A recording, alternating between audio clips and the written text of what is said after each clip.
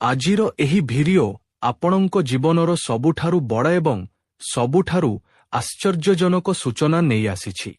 କାରଣ ଆସନ୍ତା ଘଣ୍ଟା ମଧ୍ୟରେ ଆପଣଙ୍କ ଜୀବନରେ ଏକ ଏଭଳି ବିଚିତ୍ର ଘଟଣା ଘଟିବାକୁ ଯାଉଛି ଯାହା ଆପଣ ସ୍ୱପ୍ନରେ ମଧ୍ୟ କଳ୍ପନା କରିନଥିବେ।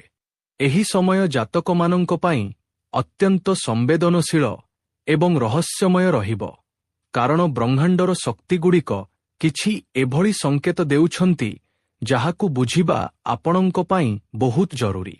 ହଠାତ୍ ଏହି ସାପ ଆପଣଙ୍କ ଘରେ ପଶିବ ଏବଂ ଏହା କୌଣସି ସାଧାରଣ ଘଟଣା ହେବ ନାହିଁ, ବରଂ ଏହା ପଛରେ ବହୁତ ଗଭୀର ଆଧ୍ୟାତ୍ମିକ ଏବଂ ଜ୍ୟୋତିଷଶାସ୍ତ୍ରୀୟ କାରଣ ଲୁଚି ରହିଛି। ଏହି ରାଶିର ବ୍ୟକ୍ତିମାନଙ୍କୁ ବର୍ତ୍ତମାନ ସାବଧାନ ହୋଇଯିବାକୁ ପଡ଼ିବ, କାରଣ ଆସନ୍ତା ଘଣ୍ଟା ଆପଣଙ୍କ ଭାଗ୍ୟକୁ ସମ୍ପୂର୍ଣ୍ଣ ରୂପେ ବଦଳାଇ ଦେବ। ଆପଣ ଅନେକ ସମୟରେ ଶୁଣିଥିବେ ଯେ ପ୍ରକୃତି ଆମକୁ ସମୟ ସମୟରେ ସତର୍କ କରାଏ ଏବଂ ଏଥର ମାଧ୍ୟମ ପାଲଟିଛି ଏକ ସର୍ପ ଯିଏ ହଠାତ୍ ଆପଣଙ୍କ ଜୀବନରେ ପ୍ରବେଶ କରିବାକୁ ଯାଉଛି। ସବୁ କାମଧନ୍ଦା ଛାଡ଼ି ଏହି ଭିଡିଓକୁ ଶେଷ ପର୍ଯ୍ୟନ୍ତ ଦେଖନ୍ତୁ, କାରଣ ଯଦି ଆପଣ ଗୋଟିଏ ବି ସୂଚନା ମିସ୍ କଲେ ତେବେ ଆପଣ ସେହି ବଡ଼ ପରିବର୍ତ୍ତନକୁ ବୁଝିପାରିବେ ନାହିଁ ଯାହା ଆପଣଙ୍କ ଦ୍ରଦେଶରେ କରାଘାତ କରୁଛି। ଘରେ ସାପ ଆସିବା ପ୍ରାଚୀନ ମାନ୍ୟତା ଅନୁଯାୟୀ ରାହୁ ଏବଂ କେତୁଙ୍କ ପ୍ରଭାବକୁ ଦର୍ଶାଏ।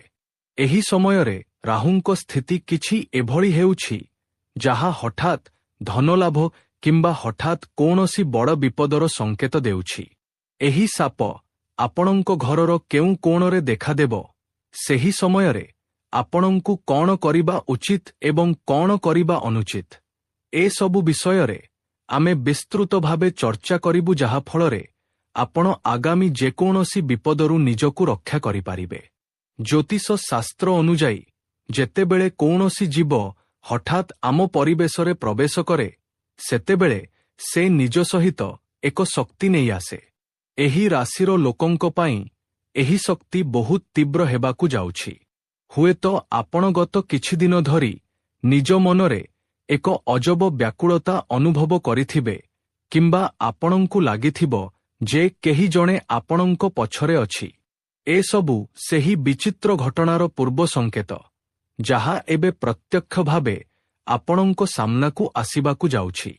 ସାପର ହଠାତ୍ ଘରେ ପଶିବା ଏହାର ପ୍ରତୀକ ଯେ ଆପଣଙ୍କ ଜୀବନରେ କୌଣସି ଲୁକ୍କାୟିତ ଶତ୍ରୁ ସାମ୍ନାକୁ ଆସିପାରେ କିମ୍ବା କୌଣସି ଏଭଳି ରହସ୍ୟ ଖୋଲିବାକୁ ଯାଉଛି ଯାହା ବର୍ଷ ବର୍ଷ ଧରି ଦବି ରହିଥିଲା। ଆପଣଙ୍କୁ ନିଜ ଚାରିପାଖର ପ୍ରତ୍ୟେକ ହଲଚଲ ଉପରେ କଡ଼ା ନଜର ରଖିବାକୁ ପଡ଼ିବ, କାରଣ ଏହି ଘଣ୍ଟା ଆପଣଙ୍କ ଧୈର୍ଯ୍ୟ ଏବଂ ବୁଦ୍ଧିର ପରୀକ୍ଷା ନେବ। ଅନେକ ସମୟରେ ଆମେ ଏଭଳି ଘଟଣାକୁ ସାଧାରଣ ଭାବି ଏଡ଼ାଇ ଦେଉ, କିନ୍ତୁ ମନେ ରଖନ୍ତୁ ଯେ ଏହି ରାଶି ଏକ ବାୟୁତତ୍ତ୍ୱ ରାଶି ଏବଂ ଶନିଦେବ ଏହାର ସ୍ୱାମୀ। ଶନିଦେବ ହେଉଛନ୍ତି ନ୍ୟାୟର ଦେବତା ଏବଂ ଯେତେବେଳେ ସେ କାହାକୁ ସଂକେତ ଦିଅନ୍ତି ତାହା ବହୁତ ଗଭୀର ହୋଇଥାଏ। ସାପକୁ କାଳର ରୂପ ମଧ୍ୟ ମନାଯାଏ ଏବଂ ଏହାର ଆପଣଙ୍କ ଘରକୁ ଆସିବା ଏହି କଥାକୁ ଇଙ୍ଗିତ କରୁଛି ଯେ ସମୟର ଚକ୍ର ଏବେ ବୁଲିବାକୁ ଯାଉଛି। ଯେଉଁମାନେ ଆପଣଙ୍କୁ ଈର୍ଷା କରୁଥିଲେ କିମ୍ବା ଯେଉଁମାନେ ଆପଣଙ୍କ କାମରେ ବାଧା ସୃଷ୍ଟି କରୁଥିଲେ, ଏବେ ସେମାନଙ୍କ ଅନ୍ତର ସମୟ ଆସିଯାଇଛି। କିନ୍ତୁ ଏହା ସହିତ ଆପଣଙ୍କୁ ନିଜ ସୁରକ୍ଷାର ମଧ୍ୟ ଧ୍ୟାନ ରଖିବାକୁ ପଡ଼ିବ।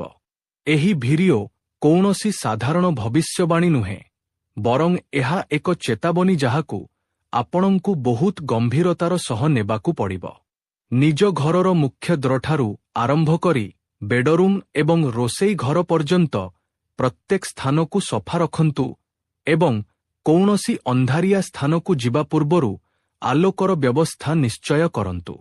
ଏହି ରାଶିର ଲୋକଙ୍କ ପାଇଁ ଏହି ସମୟ ଏଥିପାଇଁ ମଧ୍ୟ ଗୁରୁତ୍ୱପୂର୍ଣ୍ଣ କାରଣ ଗ୍ରହମାନଙ୍କ ଚଳନ ଏବେ ଏଭଳି ଏକ ଜ୍ୟୋତି ବନାଉଛି ଯାହା ବିନାଶ ଏବଂ ନିର୍ମାଣ ଉଭୟର ସଂକେତ ଦେଉଛି। ଯଦି ଆପଣ ଏହି ସାପକୁ ଦେଖନ୍ତି ତେବେ ଭୟଭୀତ ହୁଅନ୍ତୁ ନାହିଁ, ବରଂ ଏହାକୁ ଏକ ସନ୍ଦେଶବାହକ ଭାବେ ଗ୍ରହଣ କରନ୍ତୁ, କିନ୍ତୁ ସାବଧାନତାରେ କୌଣସି କମି କରନ୍ତୁ ନାହିଁ। ଏହି ଘଟଣା ଆପଣଙ୍କୁ ଡରାଇବା ପାଇଁ ନୁହେଁ, ବରଂ ଆପଣଙ୍କୁ ଜାଗ୍ରତ କରିବା ପାଇଁ ଘଟୁଛି ଯାହାଫଳରେ ଆପଣ ନିଜ ଜୀବନର ପରବର୍ତ୍ତୀ ପର୍ଯ୍ୟାୟ ପାଇଁ ପ୍ରସ୍ତୁତ ହୋଇପାରିବେ।